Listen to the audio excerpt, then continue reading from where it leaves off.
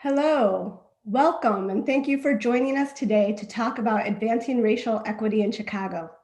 My name is Amanda Cage, and I'm the CEO of the National Fund for Workforce Solutions.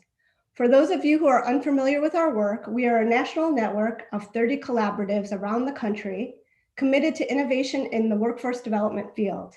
This network includes the Chicagoland Workforce Funder Alliance, who we will be speaking with today. I just started this role in March of 2020, just in time for a global pandemic. But beforehand, I spent 15 years in Chicago, where I'm still located, working in philanthropy and the public workforce system, most recently at the Chicago Cook Workforce Partnership. So I'm very excited to be with my Chicago peeps today. Today, we will be speaking with Adrian Esquivel, who serves as the Deputy Director for the Chicagoland Workforce Funder Alliance. He also serves as an advisor to World Business Chicago, the City of Chicago's economic development agency, on its workforce development strategy in an effort to align the work of economic and workforce development. His work has united a wide variety of stakeholders to address and support employer demand, workers' rights and realities, educational systems, and public policy to better serve all. We are also joined by Joanna Trotter, the Senior Director of Community Impact for the Chicago Community Trust. Joanna leads the Trust's strategic focus on growing household wealth. This includes systemic and programmatic efforts to build income and assets in communities of color and addressing debt and fee practices that target and strip wealth. This work all started as a national collaboration with the National Fund, Policy Link, Burning Glass, and the USC Equity Research Institute to do a comprehensive analysis of long-standing racial inequities and labor market outcomes. We did a national report and then dug deep into 5 communities: Seattle, San Francisco, Dallas, Boston, and Chicago. Nationally, there were some key findings. First, growing diversity and changing demographics underscored the urgent need for racial economic inclusion. Second, racial inequity is a drag on economic growth. Third, COVID-19 is exacerbating pre-existing conditions. 4, higher educational attainment is insufficient to eliminate workforce inequities. And finally, that automation, which accelerated in the wake of the pandemic, disproportionately places people of color and immigrants at risk of being dislocated from their jobs. As Chicago dug into its own data, other conversations emerged. Conversations about worker voice and power, historical and structural barriers to equity, and both partnership and tensions with employers. So my first question is for both Adrian and Joanna, and I'll start with Adrian. Tell me what the Advancing Workforce Equity in Chicago, a Blueprint for Action report revealed about the challenges for the Chicago workforce. Sure. Hi, everyone. Adrian again. Thanks for taking some time with us this morning. So I think what the report really did is provide a lot of solid numbers and data to what a lot of people really felt and knew in Chicagoland. And part of the process was to have specific workforce indicators that we would examine with disaggregated data. And it really confirmed that Black and brown workers bear the brunt of a lot of the inequities in the labor market. A couple that to highlight, specifically around the labor market recovery right now during the COVID pandemic. So the report details that job demand has begun to recover, but unemployment has remained elevated among Black and Latinx workers. So that's just something that, again, we could sense and we could feel, but it's to have the actual numbers there has been really illustrative. And also, another one that I want to highlight is that Black and Latinx workers face greater barriers connected to social determinants of works than their white counterparts. So things like transportation, childcare as well. And if you look through the different indicators and that the report details, you see this trend happening. So I think when we look at it, or when you look at it, it might be kind of easy to say like, yep, knew it, but it's impactful to have the actual data now to show these disparities as well and how they've continued through the pandemic. So I think people need to understand a little bit about the history and structural barriers to workforce equity in Chicago. And I know, Joanna, you, through your work, have looked a little bit at that history. Can you talk a little bit about what that landscape behind these numbers in terms of historically how we got here?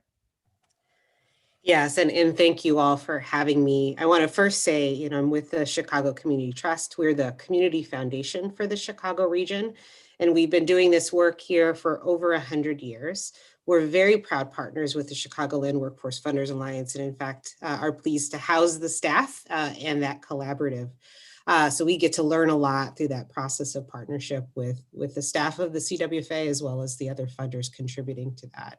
I would just first want to reiterate the importance of research like this. I would say in the Chicago region, for the last few years, I think we've really been facing our historic inequities and deeply entrenched segregation. And I would start the drum roll a couple years ago, where we actually quantified what racial and economic segregation was costing our region. And that was $4.4 billion, thanks to the research of the Metropolitan Planning Council and the Urban Institute. Not long after, we had Prosperity Now looking at our wealth divide and what that's costing us, and the fact that the region is likely experiencing a larger wealth gap than the rest of the country, which is already pretty staggering if we think about 10 times the wealth of Black families for white families. And that's the ratio, 7 times between Latinx and white families. And so the fact that we now know through this research that income inequality is costing us $25 billion is pretty staggering. So we, at the Trust, based on some of this research and this drum roll, just over a year ago, right before the pandemic, prioritized the racial and ethnic wealth gap as our North Star strategy. And so at the Trust, I lead the Growing Household Wealth effort, which is really focused on impacting wealth at the household level. We also are investing in neighborhoods, and we're also investing in building collective power. So for me, the history of Chicago really is rooted, unfortunately, in a legacy not only of segregation and racism, but we've really perfected pretty egregious practices when we think about eminent domain, slum clearance, segregation, redlining, and all of the predatory practices that it enabled, from going back to the $4 billion that was stripped from Black homeowners when they were trying to purchase through contract buying. And then today, as we think about predatory lending practices, where we just finally passed legislation that caps predatory lending at 36%. Before, predatory lenders or payday lenders charge up to 400% interest rates. And we know the communities that they target. So that's our history. That's what we're grappling with. And so I think we in the Chicago region really have a responsibility to lead the way in how we undo the practices that I think we very much piloted here and gave to the rest of the country. I'm going to come back to that because I appreciate your comments about Chicago sort of being the birthplace of some of these structures that we're trying to really undo and dismantle. But before, I wanted to ask you, Adrian, one of the solutions that you all proposed and that came out of this report was to really think about centering workers, right? Centering people. And worker power. I heard both of you guys use the word power. That's not how we often think about workforce development. I mean, I think those of us who have been in the field, so much of the focus, especially, I would say over the last 5 years or 10 years, has been, we need to focus on employers. We need to focus on employers. We need to be responsive to them. Can you talk about how that emerged for you all from this work? Yeah, absolutely. Yeah, I think part of it is something that there have been people working on within the field or in elements of the field, but I think there came with the pandemic especially, and with that, really the conversation bubbled up around, the need to center people as much as we center employers, the need to center people and not capital, and that's not a scary thing, and that if we're trying to think about building workforce equity, that we need to listen to workers and find ways to empower them to also advocate for improvements on the job as well. So, we will continue to do the bread and butter sector partnerships that center employers. The National Fund, the Funder Alliance have been doing for years now that have been very successful, but we're also seeing from some of these partnerships the ability to bring worker voice to those tables as well and build this as the solutions that are being built to be influenced by workers advocating for what makes the most sense as well, as opposed to kind of concocting something in the lab and trying to make that happen. And we've also heard a lot about the social determinants of wealth there as well too from them. So I think there historically could have been a tendency to view just the transportation or childcare issue not as separate from workforce development, but as maybe outside of the ability of workforce development proper to manage. And I think what we're trying to do here also is say that we can't really do that anymore. We need to make sure that we can't say that that's too messy. We can't say that that's someone else's problem. That needs to be baked into the actual work of what we're doing as well. And then I'll also add too that some of the ways that we're trying to influence and move forward is build on ways to build worker rights and worker knowledge of their rights into the workforce development system. So ideally then have that be something that is seen as a metric as much as placement and retention, that the actual quality of the job is important. And the quality can be influenced by the knowledge about things like, let me make sure I can read my paycheck correctly to know that I'm not being the victim of wage theft. It's to understand what's happening at the margins of the economy and when our worker centers and are telling us that we have actors that are operating in nefarious ways. So these are just some of the ways that we're trying to think about trying to make sure that we empower workers and center people as much as we're centering everything else, and to demonstrate that in this world of workforce development, that's not a scary thing. It's not something that should feel like outside of the comfort zone, but should actually be something that's baked into everything that we're doing. So I want to dig into that a little about sort of the other systems, because that is something that came up in all 5 reports. It's interesting how there are some things that were common in these 5 cities that we looked at, and some things that were unique about each of the individual cities. But this idea of connecting to other systems, right? And how those other systems affect workers and things like housing and transportation. And at the National Fund, one of the solutions that we employ is this concept of changing systems.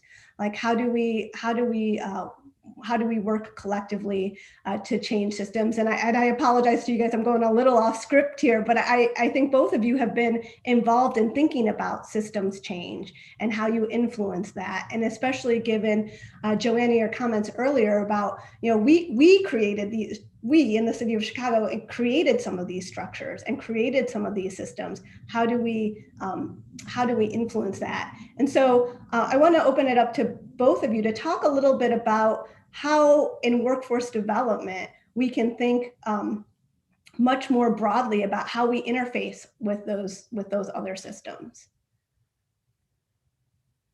Yeah, I think that's something that we need to continue to do. And I know some of the work of the equity work group has surfaced some ideas around we need to be able to continue to invest in proper navigation of these different systems. So workforce development often is funded through different mechanisms. There's the money from the Department of Labor that gets through the state. There's education dollars, and as a result, there are ways to braid funding, or there are ways to get resources here from an organization, but the navigation among systems is not always the easiest thing to do. And if you're somebody, just getting the pamphlet on where you can go is not always the solution. So I think one of the ways we think about that is trying to increase and improve navigation among these systems as well. And that's just kind of one initial thought on that as well, because I think that the data in the report is showing that, like I mentioned before, that a lot of these other social determinants of work are disproportionately impacting Black and Brown workers as well. And I just want to also take a second to kind of plug within the group. Part of our work was coming up with a definition of workforce equity. And it started by talking about that in an equitable workforce, that race, ethnicity, gender, and other demographic characteristics no longer predict one's outcomes in the labor market. And clearly we're not there. And I think continuing to elevate these conversations around the social determinants of work will start to move us to having that actually be to create a systemic solution to that problem. So I think I'll just start by saying, one is we took our own journey at the trust around the racial and ethnic wealth gap. It really forced us to challenge assumptions. And I think this report continues to do that, of the job is the end goal versus this ongoing journey that families need and our society needs to take in order to really achieve racial and ethnic equity. And so some of those assumptions, for example, include, education is the ticket. So I thought it was very interesting how the report really showed a very, very little distinction between vulnerability of a four-year degree versus an associate's, right? And if you think about the cost differential between those two, and that we're really thinking about, again, centering workers and students on their journey and making sure that they're in the right fit for what their aspirations are. And that's some work we're doing here in Chicago, where we're really thinking about ways that we could shore up our city college system and ensure better outcomes for students of color, and then better connections to their next step in the journey. We're doing a lot of work to really focus on policy change. And so one way that we're doing that is funding coalitions. And so there's so often that funders don't fund policy change or fund individual organizations. We really think the power comes in diverse coalitions that are coming together around economic equity issues. So we're funding groups working on predatory lending and extractive practices, utilities, fines and fees. We're funding groups working on asset building, things like child savings account. We're funding groups that are really trying to reform the earned income tax credit so low-income families are receiving more benefit and having those programs work better for their sort of day-to-day needs and how they receive that refund. So those are some of the things that we're trying to do, is really, as much as possible, while we know programmatic interventions are really important, focus as much as we can on our efforts on the structural side. Yeah, I just want to emphasize one of the findings of the report, and this finding really resonates with everybody because it's counterintuitive to everything we've ever been taught, which is, sort of access to education and skills development is a sort of panacea, right? One of the things that came out of the national report is, Black workers with an associate's degree still make less money than white workers with a high school diploma. And when we talk about wealth gaps, those, both the income gaps and the wealth gaps actually increase with the more education people have. So when you look at college graduates, compare them across races, or look at folks with advanced degrees, it's not the great equalizer. And it's hard for those of us who believed it was the great equalizer for a long time, that it's a much more complicated story than that. Speaking of complicated stories, Adrian, did you want to get in there? Yeah, I just wanted to add, just to build on that as well. One of the earlier questions was talking about structural barriers to workforce equity in Chicago. And, I think that to your point, that I think within the field, we kind of fell into this thinking of, well, if we just eliminate a skills gap, and if we identify the jobs that will pay well, and we know what those skills are, we can then get people trained into those skills, into those jobs, and we'll start to close that gap. But this report details exactly that isn't the case. That when Black and brown workers do get that same level of skill attainment, that does not provide actual wage equity in comparison to their white counterparts. So I just really want to highlight that type of thing. And I think that kind of trying to move beyond the thoughts around using coded language like a skills gap or just not the right fit, or the culture within that. These are biases that are built into hiring practices that can exclude people. So it's, it gives me optimism to think that we're talking about that in a different way, and then connecting that to the whole issue, or the whole systemic problem that is keeping this inequity going. Yeah, one of the things that I tend to emphasize is, the thing that we don't like to talk about is racial discrimination is alive and well in the hiring process. In the hiring process and the pay, what people get paid once they get a job, how they're able to be promoted in those positions. And it's something that we, in the workforce development world, don't have a solution to, right? Like, part of working on these reports is really thinking about what's the specific solution employer discrimination, which the reports they bear out very clearly.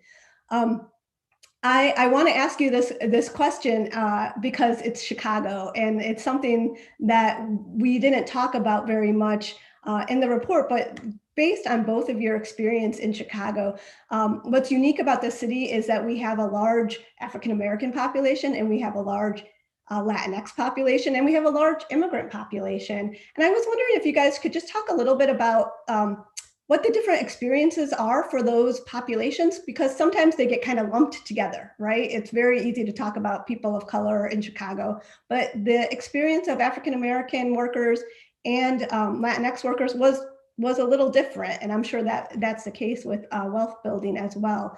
Can you guys talk a little bit about that?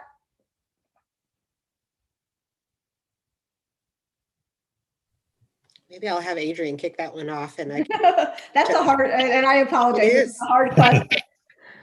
I mean, I think, yeah, I think I appreciate what you're saying. I think that, the experiences are not the same. We do lump people of color, we say black and brown all the time, but if you think, I mean, there's discrimination on kind of all levels of the spectrum. I mean, I think one thing I would highlight that we see, especially in some of the lower wage work, is the actual kind of trying to pit different people against each other, like with different races against each other, to create disunity, and that kind of continues to drive down, just working conditions for people as well. So, I mean, to also just touch on some of what you mentioned as well, I think, individuals with documentation status that is not as solidified. I mean, that becomes a challenge to know, how for just safety, and also just also allows, or feel like it empowers sometimes people to then take advantage of some of these workers as well. So I think if you have that piece, and then,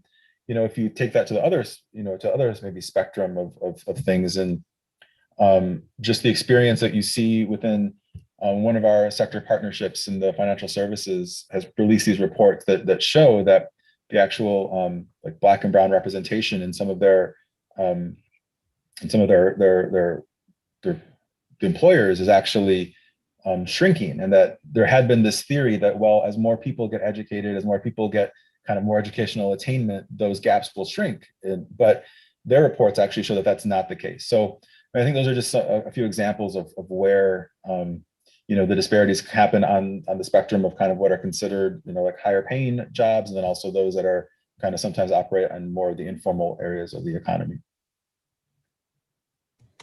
Yeah, and I would agree. And I think what the story of Chicago is one of largely 3 different cities. And we actually had a report from the University of Illinois that came out a few years ago that really talked about these distinctions. And it's always something to be mindful of, that there's a lot more in common than there are differences, but there really are. If we think about the housing market, where our Latinx community is very much facing gentrification, where our African-American community is still really grappling with under and disinvestment. I always like to actually use the term divested, because I think there's a lot of intentionality there.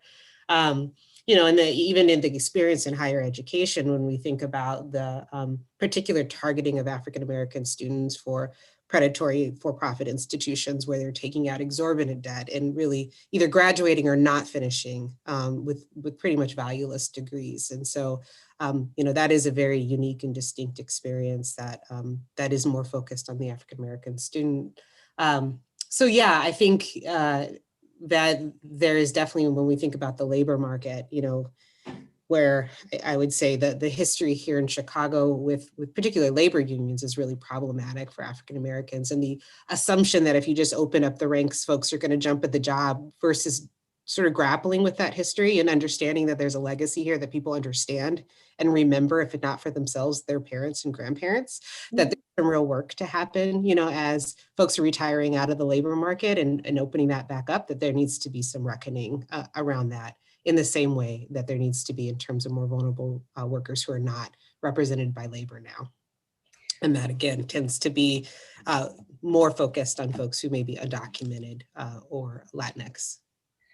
So I want to, we're close to the end, and I just want to ask the question, We're really solutions focused here. Like what happens next? There's in Chicago, we're talking about racial equity, right? This is not, there's lots of reports and there's lots of plans. What's next for you all about moving this work forward? Yeah, so when this process started around the report, it was pre-pandemic. So it was about 16, 18 months ago. And there had been a thought that we would develop pretty specific strategies around what should happen as a result of this. And we ended up kind of coming out with four kind of kind of blueprints or like leading principles to fit into existing work that has happened over the summer into the fall as well. So there was the COVID-19 Rapid Response Fund. There's the mayor has a recovery task force that has put together a report around how to have an equitable recovery. There's private support. There's the Together We Rise Fund that is around building an equitable economic recovery. So what we wanted to do is not necessarily just add to another set of strategies and recommendations, but we have connections from people who are on our equity task force who have been involved with a lot of these efforts, so that we can influence the conversation when it comes up around workforce development, because inevitably workforce development conversation comes up, and really quickly, we want to elevate and amplify the worker voice and power. We want to use sector-based strategies to build pathways into good jobs for workers of color, improve job security and economic security for workers of color, and then really develop strategies to close the racial gaps in the social determinants of work. So those are four principles that we want to make sure are embedded in strategies that come out of these different task forces and work over the next few months. Well, I shouldn't have let Adrian start. We want to support all of what he just said, but also, again, focusing on the wraparound policy change that's needed and the ways that these issues are so interrelated. And so, vulnerable workers need to be able to have cash in their pockets. And we've proven that works through stimulus checks. So let's reform, EITC, let's reform the child tax credit. Let's support workers. And let's, again, I think, lift up a different narrative that, folks are out there doing all of the quote unquote right things. And there's still these real significant barriers to economic stability and wealth attainment. And so I think as much as we could not only just lift up worker voice, but really begin to challenge assumptions in the field, in society around what it means to work. And the challenges still that folks are facing, I think is really critical to see any of this happen. Well, I want to thank you both, Adrian and Joanna, for both your work and your leadership on the ground. I know we didn't write these reports to sit on a shelf, but to really be a catalyst for action. And there's lots of work happening on the ground here in Chicago. So thank you for sharing that. I want to, hi, little one. I want to remind folks that the reports are available online. If you're interested in reading through them, just go to nationalfund.org and there's a publications button up there in the right-hand corner. And I want to invite folks to the Chicago Workforce Funder Alliance's next event around this work on February 24th from 2 to 3 Central. There will be a learning community event. In addition to talking more in depth about the blueprint, they will be joined by Raise the Floor to talk about their new report, The COVID Jungle, Chicagoland's Essential Food Workers and the Need for Vaccination Priority, an incredibly timely topic. And Opening the Door, Ending Racial Discrimination in the Industrial Temp Hiring through Innovative Enforcement. You can learn more about the Chicagoland Workforce Alliance at www.chicagoworkforcefunders.org. And thank you all for joining us today. Thank you for having us.